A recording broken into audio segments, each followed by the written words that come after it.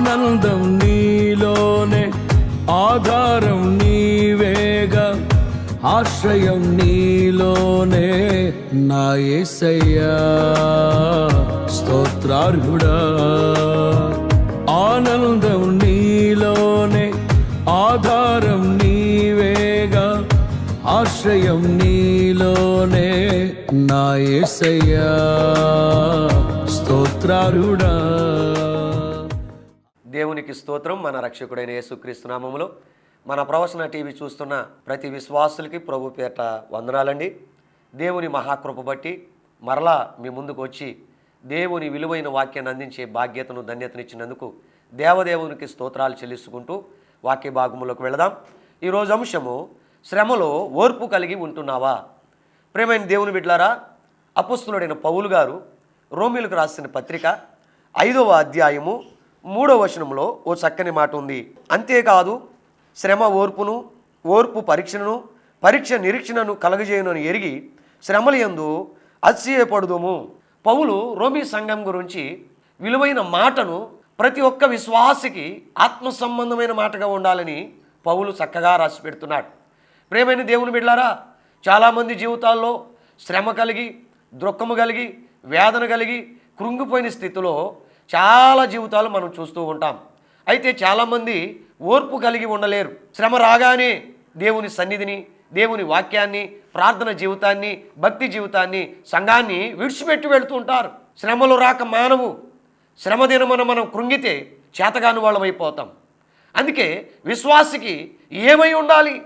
పౌలు అంటాడు, శ్రమ ఓర్పును, ఓర్పు పరీక్షను, పరీక్ష నిరీక్షణని ఎరిగి శ్రమల యందు అతిశయించడం ఉండటం నేర్చుకోవాలని చెప్తున్నాడు.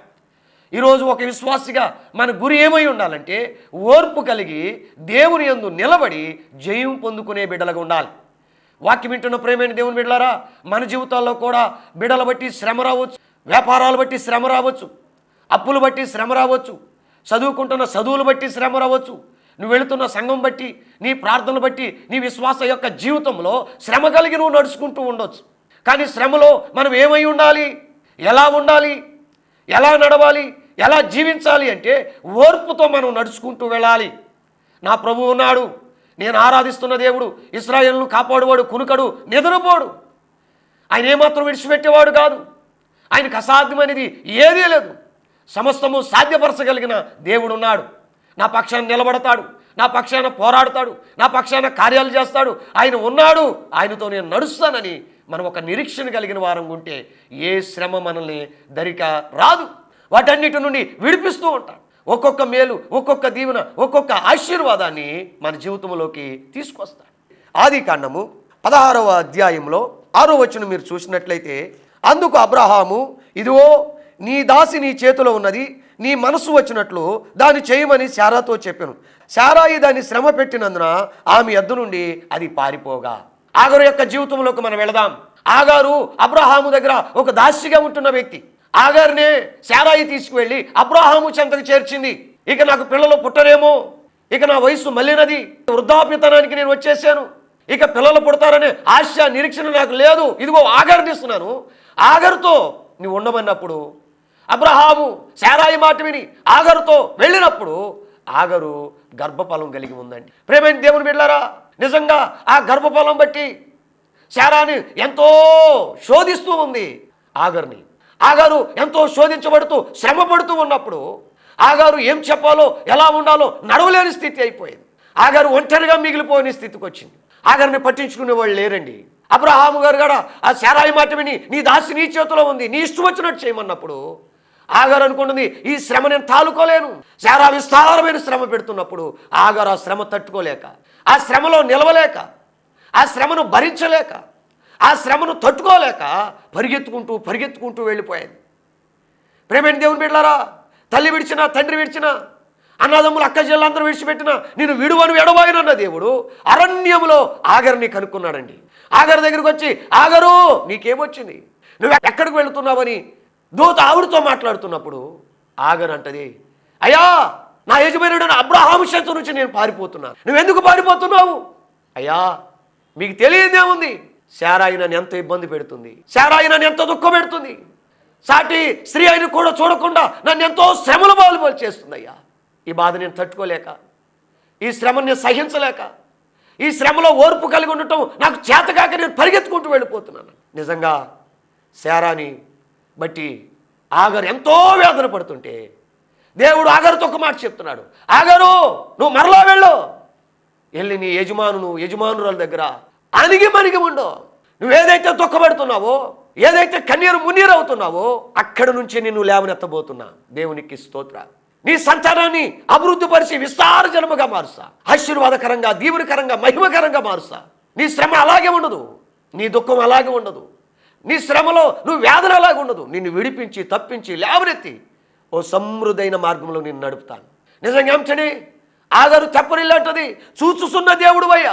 నా శ్రమను, నా బాధను, నా ఇరుకును, నా వేదనను చూచావు, గమనించావు. అందుకే నన్ను విడిచిపెట్టకుండా నా వెంటే ఉన్నావు. అవునండి, తల్లి మరిచిన, తండ్రి మరిచిన నేను మరువని దేవుడు ఉన్నాడండి. ఆయన ముదివి వచ్చే వరకు శంకనెత్తుకుని ముద్దాడే దేవుడు. ఈ వాక్యం వింటున్న ప్రేమైన దేవుని బిడ్డలారా, నీవు కూడా శ్రమలో తాళలేక పారిపోతున్నావేమో, సమస్యలు తట్టుకోలేక, వస్తున్న ఇరుకులు, వస్తున్న ప్రతికూల పరిస్థితులు, నిందలు నువ్వు సహించలేక, భరించలేక ఆగరులాగా పరిగెత్తుకు వెళ్ళిపోవాలనుకుంటున్నావేమో. ఆగి ఒక్కసారి వాక్యం విను ప్రేమని. ఆయన చూస్తున్నాడు నీ శ్రమను, ఆయన వింటున్నాడు నీ దుఃఖాన్ని, ఆయన నీ వైపే చెయ్యి చాచాడు. నీ ప్రార్థనలు ఆలకించే దేవుడు ఉన్నాడు. నీ సమస్యను విడిపించి తప్పించి ఒక నూతన కార్యము చేయగలిగిన దేవుడు ఉన్నాడు. ఆయన వైపు ఒక్కసారి చూడు. ఆగరు అరణ్యంలో ఉంటే అరణ్యము నుంచి తోడుకొచ్చిన దేవుడు. ఈరోజు నువ్వు ఏ అరణ్యములో ఉన్నా, ఏ ఇబ్బంది కొలిములో ఉన్నా, వేదన అనే సమస్యలో ఉన్నా, దేవుడు మాత్రం ఒక గొప్ప కార్యం నీ పట్ల చేయబోతుంది. ఆయన బలిష్టమైన చేతి దగ్గరికి రా, దీన మనస్కులై ఉండు. ఆయన నీ పక్షాన నిలబడి ఒక ఉన్నతమైన కార్యం చేయబోతున్నాడు. అది కళ్ళకు బహు ఆశ్చర్యకరంగా ఉంటుంది. ఆయన కార్యాలు కంటికి కనపడవు, చెవికి గోచరించం. అందుకే ఈ వాక్యం వింటున్న మనం నేర్చుకోవాల్సింది ఏంటంటే, నేను ఏ శ్రమలో ఉన్నా ఓర్పు కలిగి ఉండాలి. ఆ ఓర్పు పరీక్షను గుండా నేను వెళుతున్నానేమో, ఒకవేళ నా దేవుడు నా ఆత్మీయ జీవితాన్ని పరీక్షిస్తున్నాడేమో, లేదా నా సేవను పరీక్షిస్తున్నాడేమో, లేదా నా భక్తి జీవితాన్ని పరిశీలిస్తున్నాడేమో, నా కుటుంబంలో ఈ కార్యాలు లేక నేను అలాడిపోతుంటే నా దేవుడు నన్ను పరీక్షిస్తున్నాడేమో అని ఆ పరీక్ష కలిగినప్పుడు, ఒకవేళ గర్భఫలం అయితే గర్భఫలం అనే పరీక్షలో ఓర్పు కలిగుండు, దేవుడు మంచి గర్భఫలం నీకు ఇస్తాడు. లేదా చదువు విషయంలో దేవుడు ఒకవేళ నేను పరీక్షిస్తే ఓర్పు కలిగుండు, దేవుడు మంచి చదువులో ఒక మంచి జయ జీవితం దేవుడు జయమిస్తాడు. ఒకవేళ చెరువులైనా, వ్యాపారాలైనా, నీ జాబులైనా, ఏ మార్గమైనా, ఏ త్రోవైనా నువ్వు ఓర్పు కలిగుండు. నా దేవుడు పరీక్షిస్తున్నాడు. ఏ శ్రమైనా నేను ఓర్పు కలిగి ఉంటాను. నా దేవుడు నన్ను విడిపించి తప్పించి కాపాడి ఒక ఉన్నతమైన మార్గంలోకి నన్ను నడిపిస్తాడు. ఎందుకంటే యెహోవాను ఆరాధించేవారిని, దేవుని ఆరాధించేవాడిని దేవుడు విడిచిపెట్టడండి. ఆగరు ఎంటనే నేను విన్నయ్యా అనుకుండా దేవుని మాటను విని ఎంటనే లోబడి వచ్చింది. ఎవరైతే దేవుని మాట వింటారో, ఎవరైతే దేవుని మాటకు లోబడతారో, ఎవరైతే ఆయన సన్నిధికి దగ్గరగా ఉంటారో వారి జీవితాలు అద్భుతాలు జరుగుతాయి. ఆగరు అరణ్యంలో ఉంటేనే కార్యాలు జరగవు, కార్యాలు చూడలేకపోయేది. దేవుని మాట విని కష్టమైన, నష్టమైన, ఇరుకైనా, ఎన్ని శ్రమలైనా అణిగి ఉండటానికే తీర్మానం చేసుకుంది. ఈరోజు ఈ వాక్యం వింటున్న ప్రేమైన దేవుని బిడ్డలారా, మన తీర్మానం కూడా అదే. ప్రభువా, కృంగజేయవాడు నీవే, లేవనెత్తువాడు నీవే, సమృద్ధైన మార్గంలోకి నడిపించువాడు నీవే. ఈ అరణ్యంలోనే నువ్వు ఉంచే దేవుడు కాదు. ఈ అరణ్యంలోనే తిరుగులాడటానికి నేను ఒప్పుకోనిక. నా మనస్సు నేను మార్చుకుంటాను, నా హృదయాన్ని నేను మార్చుకుంటాను, నీ మాట ప్రకారం నడుస్తానయ్యా, నీకు లోబడి ఉంటానయ్యా, నీ వాక్యం దగ్గర నేను ఆనుకుని ఉంటాను, నీ సన్నిధిలో నేను కనిపెడుతూ ఉంటానయ్యా. నీవే నా పక్షాన నిలబడు. ఈ సమస్య ఎదుగో అని నీ బాధ ఏదైనా, నీ చింత ఏదైనా, నీ శ్రమ ఏదైనా, నీ దుఃఖం ఏదైనా, నీ కన్నీరు ఏదైనా, నీ ఇరుక ఏదైనా ప్రభు దగ్గర దేవునికి తెలియపరుచు. దేవుడే త్వరలో ఒక గొప్ప జవాబు నీకు రాబోతుంది. దేవుడు త్వరలో ఒక గొప్ప కార్యము నీ ఎదుటికి తీసుకొస్తాడు. ఆశ కలిగిన ప్రాణాన్ని తృప్తిపరిచినట్లుగా కోరుకున్న రేవుకి నడిపించే దేవుడు ఉన్నాడండి. ఆయన దగ్గరే నువ్వు నిలబడి ప్రార్థించి చూడు. బెదిరిపోవద్దు. శ్రమ దినమున మనం కృంగితే చేతగాని వాడు అయిపోతాం. శ్రమ దినమున మనం పారిపోతే దేవుని కార్యాలు ఏమీ చూడలేము. అపవాది కృంగజేస్తుందని, మనుషులు కృంగజేస్తున్నారని, అమ్మా నీ విశ్వాసాన్ని పరీక్షించబడుతుందని ఎరిగి దేవునికి లోబడు. ప్రభా నా విశ్వాసాన్ని పెంచు, నా ప్రార్థన జీవితాన్ని పెంచు, నా నిరీక్షణ జీవితాన్ని పెంచు, నా భక్తి జీవితంలో పెనవేసుకున్న ఆత్మీయ స్థిరత్వమైన బండలాగా నన్ను నిలబెట్టు. నీవు నన్ను కార్యం చేసే దేవుడు అని రుజువుపరుస్తావు కదా. కార్యము పొందుకునే వరకు కూడా ఈ విశ్వాసములు ఎక్కడ సడలిపోకుండా, ఎక్కడ బలహీనులు అవ్వకుండా అబ్రహాము రాక రమారమి 102 వయసు వరకు విశ్వాసములో చెక్కు చెదల. అబ్రహాము ఎందుకు విశ్వాసములో పరీక్షించబడిన ఓర్పు కలిగి ఎందుకున్నాడంటే పిలిచిన వాడు నమ్మదగిన వాడు, ఆయన ఎప్పటికీ విడువాడు, ఆయన ఎప్పటికీ తోసివేయడు, ఆయన నిలబడి కార్యం చేయగలిగిన వాడు.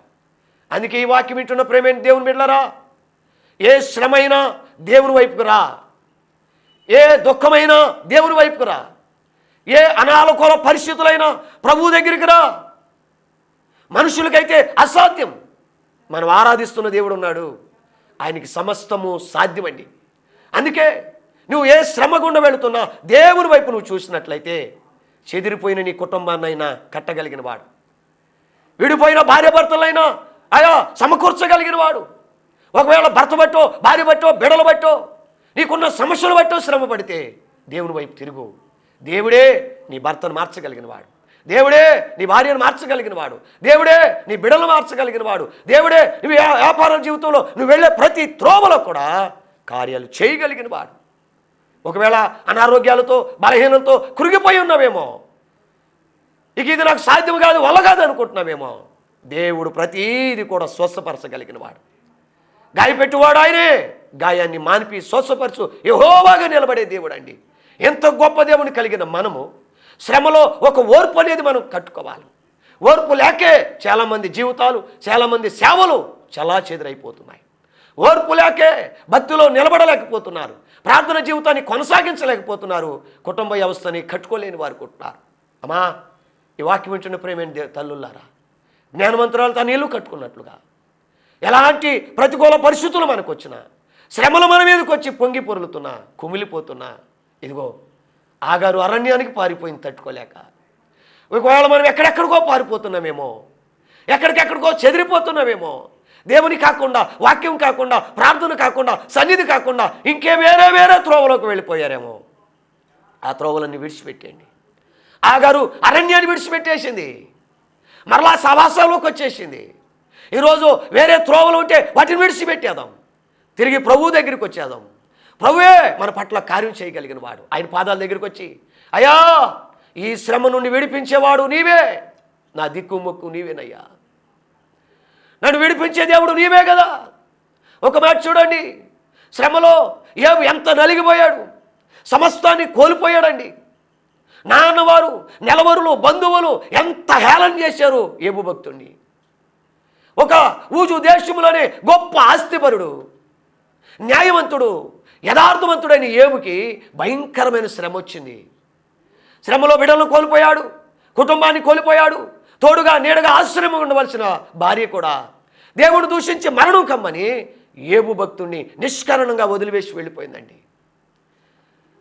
ప్రాణ స్నేహితులైన వారు వచ్చి ఏబు భక్తుని ఎన్నో నిందలు గుండా వెళ్తుంటే ఏబు నా ప్రవర్తన న్యాయమని ఆయన సన్నిధిలో రుజువుపరుస్తానన్నాడండి.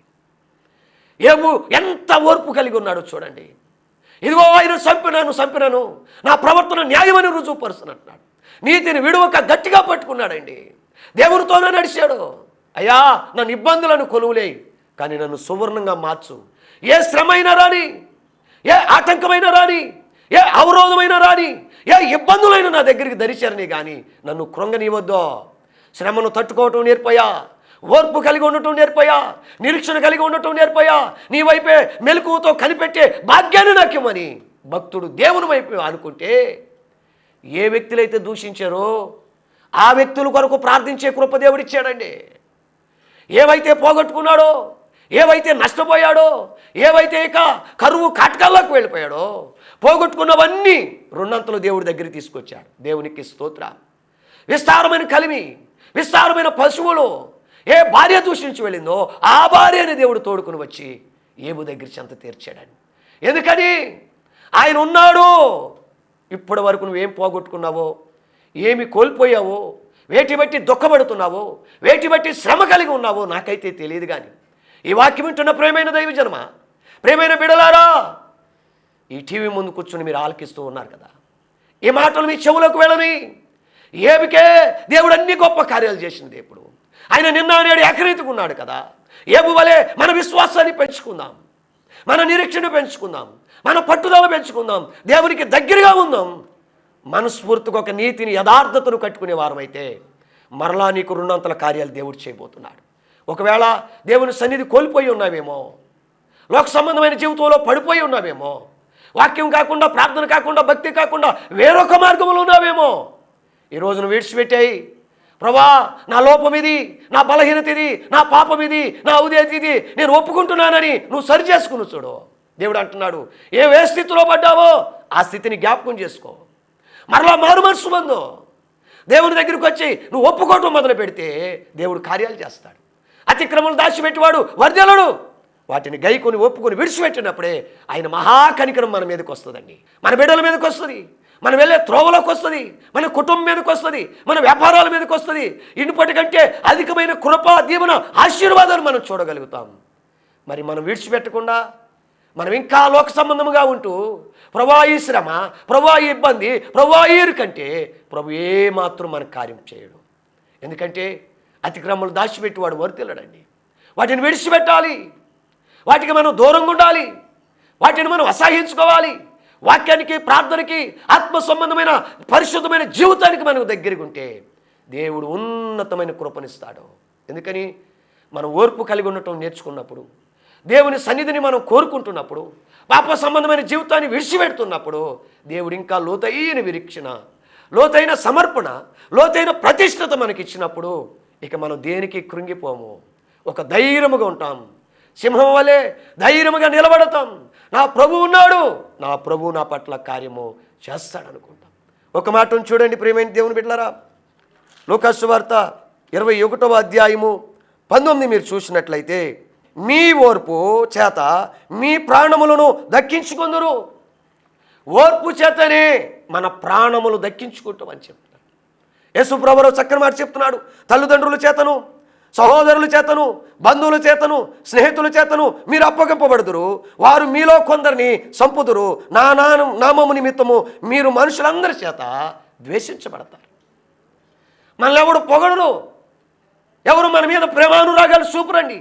దేవుని వైపు తిరగగానే భక్తి కలిగి ఉండటం నేర్చుకుంటున్నప్పుడు, భక్తిలో జీవిస్తున్నప్పుడు, నీతిని, యథార్థతను కట్టుకున్నప్పుడు మన సొంత ఇంటిలోనే మనల్ని హేళన చేస్తారు. యేసుని బట్టి అన్నలందరూ హేళన చేసినట్టు మనల్ని కూడా మన తల్లిదండ్రులు కానీ, అక్క చెల్లెలు కానీ, ఇరుగు పొరుగు వారు కానీ, బంధువులు కానీ అందరూ హేళన చేస్తారు. కానీ మన ఓర్పు చేత మనము అన్ని విషయాల్లో ప్రాణాలు తప్పించుకున్నట్లుగా, కాపాడుకున్నట్లుగా, దేవుని దగ్గర మనం మేలులు పొందేటట్లుగా నడవాలి. ఆ ఓర్పే మన జీవితాన్ని కట్టేది. ఆ ఓర్పే దోహ కార్యాలు జరగకుండా, లోక సంబంధమైన పాపములు వేడకుండా దేవుని ఆత్మీయ జీవితాన్ని కట్టుకునేటట్టు యేసు ప్రభువు ముందే చెప్తున్నారు. అయ్యా, నా బట్టి, నా నామం బట్టి మిమ్మల్ని అందరూ ద్వేషిస్తారు.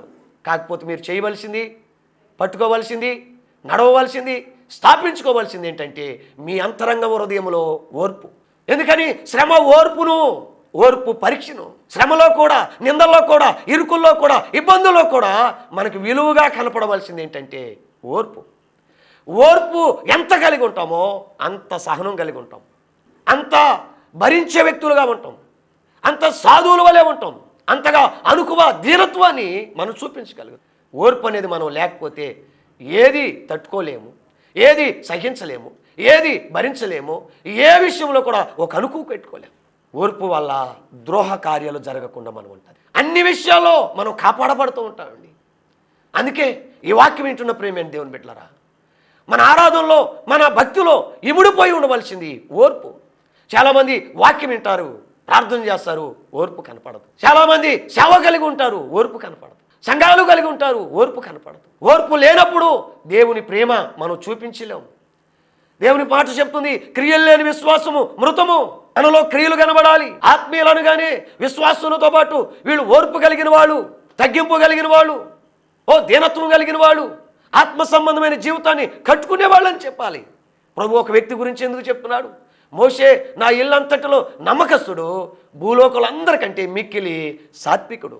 ఎందుకు ఈ సాత్వికం మోషే గురించి ప్రభు చెప్తున్నాడు. ఈ వాక్యం వింటున్న ప్రేమైన దేవుని బిడ్డలారా, నీ బట్టి నా బట్టి ప్రభు చెప్పగలగాలి. వీళ్ళ ఆత్మీయులు, ఓర్పు కలిగిన వాళ్ళు, ఓర్పుతో ఆత్మీయ జీవితాన్ని కొనసాగించుకుంటున్నారని.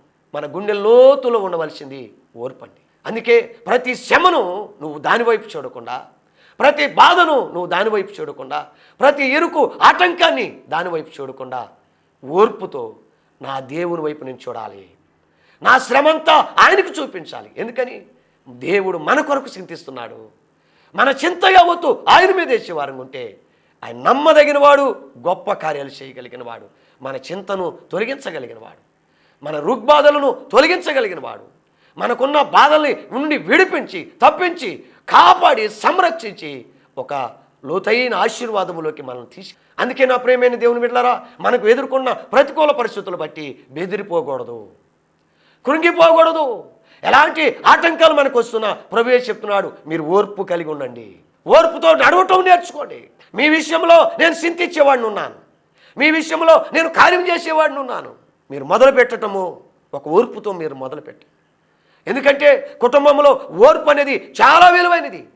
ఏ తల్లికైతే ఓర్పు ఉంటుందో వారు భర్త బట్టి అయినా ఓర్చుకుంటారు, బిడ్డలు బట్టి అయినా ఓర్చుకుంటారు, కుటుంబం బట్టి అయినా ఓర్చుకుంటారు, ఇరుగు పొరుగు వారి బట్టి అయినా ఓర్చుకుంటారు. వారి కుటుంబంలో ఒక కార్యాలు జరగాలి కాబట్టి ప్రతి విషయంలో అనుకోగలిగి ఓర్పు ఉండటం నేర్చుకుంటారు. చాలా కుటుంబాలు మీరు చూడండి, ఓర్పు లేక కుటుంబాలు పోగొట్టుకున్న వాళ్ళు ఉన్నారు, ఓర్పు లేక జీవితాన్ని పోగొట్టుకున్న వాళ్ళు ఉన్నారు, ఓర్పు లేక చూడండి వ్యాపారాలు వాళ్ళు వెళ్ళుకున్న మార్గాలు కూడా పోగొట్టుకున్న వాళ్ళు ఉన్నారు. ఎందుకయ్యా అంటే ఓర్పు లేక. అందుకే ఈరోజు రోమీ సంఘం గురించి మనకు చెప్తున్న మాట ఏంటంటే శ్రమ ఓర్పును, ఓర్పు పరీక్షను. ఈరోజు మన అంతరంగ స్వభావంలో ఏముండాలి అంటే విశ్వాసిగా మనం కోరుకోలేదు ఓర్పయ్యా. ప్రభా నాకు ఓర్పు లేదయ్యా. ఒక కుటుంబంలో ఒక వ్యక్తి చెప్తుంది, అయ్యా నా జీవితంలో నేనే నా చేతులతో నా కుటుంబాన్ని పోగొట్టుకున్నాను. అదేంటమ్మా నీ జీవితంలో నీ చేతులతో కుటుంబం పోగొట్టుకుంటాం ఏంటి? అయ్యా ఓ రోజు నా భర్త తాగి వచ్చాడు. ఎందుకు తాగావయ్యా అన్నాను. అమ్మా నా స్నేహితులు వాళ్ళ ఫంక్షన్ కాబట్టి, నా స్నేహితుడు పుట్టినరోజు కాబట్టి వాళ్ళందరూ బలవంతం చేశారమ్మా, అందుకే ఎప్పుడు తాగలేదు, ఈరోజే తాగాను, రేపు నుంచి ఇక తాగను అన్నాడు. తాగను అనగానే ఆవిడేమనాలి? సరేనయ్యా తాగనన్నావు కదా, ఇక రేపు నుంచి వాటి విషయాల్లోకి మీ స్నేహితులతో ఖండితంగా చెప్పాయి, అయ్యా మేము చర్చికి వెళ్ళే వాళ్ళము, ప్రార్థన చేసేవాళ్ళము, తాగకూడదు అని చెప్పలేకపోయావమ్మా అంటే చెప్పలేకపోయానయ్యా. మరి ఏం చేసావు? నా భర్త 2-3 సార్లు వాంతి చేసుకునేదానికి ఆ వాంతులోనే అలాగే పడుకుంటే నాకు బాధేసి నీళ్ళన్నీ తెచ్చే నెత్తి మీద వేసి ఇలాంటి తాగుబోతుని సంసారం చేయనని నాకు ఇష్టం వచ్చినట్టు మాట్లాడితే ఆయన ఉదయము ఎంత బతులుమాడినా మా తల్లి వచ్చి ఏదో గొడవాడితే తల్లి మాటలు వేసుకుని 2-3 సార్లు నా భర్త బతులు మాడాడు, అమ్మా మనకు బిడ్డలు ఉన్నారని. నేనేమాత్రం వినలేదయ్యా. మరి ఇప్పుడు ఏమైంది? నా భర్త నాకు కనపడతలేదయ్యా. నేను నా తల్లిదండ్రుల మాట విని ఇక్కడ ఉండిపోయా. ఇప్పుడు నా పరిస్థితి ఏంటి? నా కుటుంబ పరిస్థితి ఏంటయ్యా? నా బిడ్డల పరిస్థితి ఏంటి? చిన్న విషయంలో నేను ఓర్చుకోలేకపోయానయ్యా, చిన్న విషయంలో నేను సహించలేకపోయాను. నా భర్తను ప్రేమించకుండా నా వారి మాట విని నా కుటుంబాన్ని పోగొట్టు. ఈ వాక్యం వింటున్న ప్రేమైన దేవుని బిడ్డలారా, ఒక్కసారి తాగితే కొంచెం అసహాయముగా వాంతి చేసుకుంటే ఆవిడ తట్టుకోలేకపోయాను. లోకంలో ఎంత భయంకరంగా తాగేవాళ్ళు ఉన్నారు, ఎంత భయంకరంగా తాగి ఇంటికి వచ్చి కక్కుకుని పాడు చేసేవాళ్ళు ఉన్నారు. ఒక్క చిన్న విషయంలోనే ఈవిడ తట్టుకోలేక ఓర్చుకోలేక కుటుంబాన్ని చెదరపు చేసుకుంది. 2-3 సంవత్సరాలు అయిపోయింది, భర్త కనబడతలేదు. ఆయన ఉన్నాడా, జీవిస్తున్నాడా, లేక ఎక్కడికి వెళ్ళాడు, ఏమైపోయాడో అంతు చిక్కనిది. ఆవిడతో ఒకటే అన్నాను, అమ్మా ఇప్పటి వరకు నువ్వు కోల్పోయింది చాలా ఉండిపోయింది, ఇప్పటి నుంచే నువ్వు ప్రార్థన చేయి. ప్రభా నా ఓర్పు లేని జీవితం బట్టే నా భర్తను నేను దూరపరుచుకున్నా, నేను ఒంటరైపోయాను, లోకం చాలా భయంకరంగా ఉంది, నా జీవితాన్ని నా ప్రవర్తనని పోగొట్టుకోకముందే నా లోపాన్ని సరిచేయి, నా ఉదేతను సరిచేయి ప్రభువా, నన్ను క్షమించు, నా భర్త ఎక్కడున్నాడో నా దరికి చేర్చని ప్రార్థన చేయమ్మా అంటే ఆవిడ మోకరించి భయంకరముగా ఏడుస్తుంది. అయ్యో ప్రభువా నేనెంత బుద్ధిహీనురాల్ని, ఎంత ఔదేత్యం కలిగిన వ్యక్తిని, నా గర్వమే నన్ను అణిచివేసింది, ఎంతో ప్రార్థించే నాలో ఓర్పు లేకుండా పోయింది, ప్రార్థించే నా జీవితంలో సహనం లేకుండా పోయింది, అందుకే నా కుటుంబాన్ని నేను పోగొట్టుకున్నానయ్యా. అందుకే నా కుటుంబాన్ని ఇగోలైన ముక్క చెక్కలకి అయిపోయింది, మేమందరూ చెట్టుకోకులు పుట్టుకోకులకు అయిపోయామని ఆవిడ ఏడుస్తూ ఉంటే నాకు చాలా బాధేసింది ఆ తల్లి అంకు చూసి. ఈరోజు ఈ వాక్యం వింటున్న ప్రేమ దేవుని బిడ్డలారా, ఒకవేళ మన భార్య కొంచెం గడుసుగా మాట్లాడితే భర్తలారా ఓర్చుకునే వారు ఉందా, ఓర్చుకునే ఓర్పు కలిగి నీవు ఉంటే రాబోయే దినాలన్నీ దేవుడు చెడ్డ దినాలు తొలగించి మంచి దినాలు ఇవ్వగలిగిన వాడు. సహోదరి, నువ్వు ప్రార్థించే వ్యక్తిగా, వాక్యం వినే వ్యక్తివైతే నీకు ఒక మాట చెప్తున్నా, భర్త బట్టి ఒకవేళ నువ్వేమన్నా ఇబ్బంది పడితే ఓర్చుకో. నీ జీవితాన్ని దేవుడు మరలా పదును చేసి కడతాడు. ఒకవేళ బిడ్డలు బట్టైనా తల్లిదండ్రులుగా ఓర్చుకుందాం, కుటుంబాలు బట్టైనా ఓర్చుకుందాం. కార్యాలు జరగకపోయినా దేవుని దగ్గర ఓర్పు కలిగి ఉండు. దేవుడు నీకు మేలు సిద్ధపరిచాడు. ఆయన చేసే కార్యాలు కంటికి కనబడ చెవు కవరించు. అద్భుతమైన కార్యాలు తగిన సమయంలో మన జీవితాల్లో చేస్తాడు. చేసే దేవుడు కాబట్టి ఎంత వాగ్దానముగా మీతో మాట్లాడుతున్నామండి. ఆయన ఉన్నవాడు అనువాడు. ఆయన మాట మాత్రం సెలవిస్తే ఆకాశం భూమి గతించిన ఆయన మాట ఏ మాత్రం గతించదు. ఈ ఉన్నతమైన కార్యాలు చేయగలిగిన వాడు. ఈరోజు ఈ వాక్యం ఉండి నీ జీవితంలోనుంది. కట్టుకోవాలన్న మన చేతులే, వీరగొట్టుకోవాలన్న మన చేతులే. అందుకే దీపం ఉండగానే ఇల్లు చక్కబెట్టుకున్నట్లుగా వాక్యం ఉండగానే మన జీవితాలు సరి చేసుకుందాం. దేవుడు ఎందుకు వాక్యాలతో మాట్లాడేది? మన వ్యక్తిగత జీవితాన్ని కట్టాలని, మన హృదయాలు మార్చాలని, మంచి మనసు కలిగి ఉండాలని, నీతి యథార్థతను కట్టుకోవాలని, లోక సంబంధమైన జీవితం నుండి విడిపించబడి మరలా మంచి దినాల్లోకి వెళ్ళాలి. మీరు చూస్తున్నారు, భయంకరమైన దినాలు, భయంకరమైన కరోనా నుండి దేవుడు తప్పించాడు. మరలా వరదలు, ప్రపంచము అమ్మా దేశం మీదకి దేశంకి యుద్ధాలకు వెళ్ళిపోతుంది. ఇదంతా విలువైన వాక్య నెరవేర్పు జరుగుతుంది. రాకడ సమయాల్లో ఉన్నాం, దుర్దినాల్లో ఉన్నాం, అపాయకరమైన దినాల్లో ఉన్నాం. నీవు నీ కుటుంబం కట్టబడినట్లుగా ఉండాలంటే ఎరుకో మొత్తం కోల్చబడితే రాహాబు ఇల్లు కోల్చబడలేదు. కారణం ఏంటంటే ఆ ఇంటికి రక్షణ దారం ఉంది. లోకమంతా జల సముద్రంలో కొట్టుకోపోతుంటే నోవాకు ఓడ మాత్రము నీళ్ళ మీద ఉందండి. కారణం ఏంటే ఉగ్రత దినమంది ఆస్తి ఎక్కడికి రాదు కదా, నీతి మరణం నుండి తప్పిస్తుంది. ఈరోజు నువ్వు వాక్యం విను. నీ డబ్బు నిన్ను రక్షించదు, నీ వ్యాపారం నిన్ను రక్షించదు, నీ చెరువులు, నీ పొలాలు, నీ ఘనత, నీ జాబులు, నీ హోదా, నీ పలుకుబడి నిన్ను రక్షించదు. మరి ఏది రక్షిస్తుందయ్యా అంటే ఆయన వాక్యము నిన్ను రక్షిస్తుంది.